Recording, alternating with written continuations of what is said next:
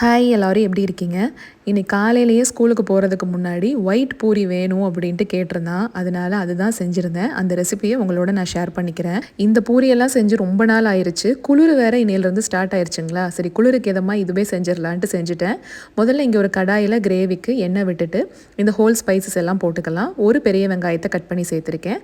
1 table spoon அளவுக்கு கல்லுப்பு, 1 teaspoon இஞ்சி பூண்டு விழுது, 1 டீஸ்பூன் பச்சை மிளகாய் பேஸ்ட்டு நல்லா வதக்கினதுக்கப்புறமா 1 டேபிள் ஸ்பூன் காஷ்மீரி மிளகாய் தூள், 1 டேபிள் ஸ்பூன் தனியாத்தூள், ஒரு தக்காளியை நான் அரைச்சி விழுதாக சேர்த்துக்கிறேன். இந்த மாதிரி எண்ணெய் பிரிஞ்சு வந்ததுக்கப்புறமா கட் பண்ணி வச்சுருக்க உருளைக்கிழங்கு, ஒரு 2 உருளைக்கிழங்கு சேர்த்துக்கிட்டேங்க. அதுக்கப்புறம் ஒரு கேப்சிகம், எந்த கலர் வேணாலும் சேர்த்துக்கலாம். நான் ஆரஞ்சு கலரில் குட்டியாக ஒன்று இருந்துச்சு, அதை நான் கட் பண்ணி போட்டுக்கிட்டேன். மூடி போட்டு வச்சுருக்கேன், காய் வேகட்டும். இங்கே 2 கப் அளவுக்கு மைதா மாவு, 1 டீஸ்பூன் அளவுக்கு உப்பு, ஒரு 1/4 டீஸ்பூன் பேக்கிங் சோடா, 1 டீஸ்பூன் வெள்ளை சர்க்கரை இருந்தால் நீங்கள் வெள்ளை சர்க்கரை சேர்த்துக்கோங்க. நான் ப்ரௌன் சுகர் போட்டிருக்கேன்.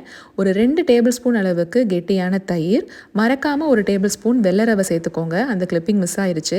ரெகுலர் பூரி மாவு மாதிரியே நல்லா பிசைஞ்சு வச்சிடலாம். இங்கே கேப்சிகம், உருளைக்கிழங்கு ஒரு 3/4 வேக்காடு வெந்ததுக்கப்புறமா காளான் ஒரு பேக்கெட் இருந்தது, கட் பண்ணி நான் சேர்த்துக்கிட்டேன்.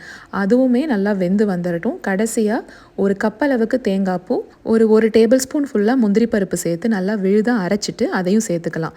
1 கப் அளவுக்கு தண்ணி கூட சேர்த்துக்கோங்க. கடைசியாக கரம் மசாலா 1/2 டீஸ்பூன், கொத்தமல்லி இலை, கசூரி மேத்தி தூவி இறக்கிட்டோன்னா சூப்பரான கிரேவி ரெடி. டைம் இருக்குன்னா 1 மணி நேரம் மாவு நல்லா ஊறட்டும். அதுக்கப்புறம் குட்டி குட்டியாக உருண்டையாக போட்டுக்கலாம். கண்டிப்பாக கையில் ஒட்டுற மாதிரி தான் இருக்கும். ஒரு கத்தியை வச்சு கட் பண்ணி இந்த மாதிரி உருண்டை பிடிச்சிக்கோங்க. இதில் ட்ரை மாவே தொட்டு நீங்கள் நல்லா ரோல் பண்ணிக்கோங்க. ஏன்னா ஒரு சில சமயம் கோதுமை மாவில் பூரியெல்லாம் போடும்போது எண்ணெய் அப்ளை பண்ணி தான் தேய்ப்பாங்க. அந்த மாவுக்கு கரெக்டாக வருங்க. இந்த மைதா மாவுக்கு சில சமயம் உங்களால் தேய்க்க முடியாது. அதனால ட்ரை மாவே தொட்டு நல்லா இந்த மாதிரி தேய்ச்சிக்கோங்க.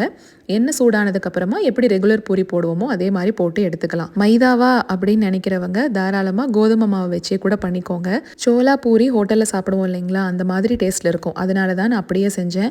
அப்புறம் பேக்கிங் சோடாலாம் அவசியமானு கேட்பீங்க. இந்த ரெசிபிக்கு அது போடணுங்க. அடுத்து தயிர் புளிக்காத கெட்டி தயிர், பச்சை மிளகாய் பேஸ்ட் இல்லைன்னா நீங்கள் தாராளமாக 2 பச்சை மிளகாயை கட் பண்ணி போட்டுக்கோங்க. நம்ம நாளைக்கு ஒரு ஷார்ட்ஸில் பார்க்கலாங்களா?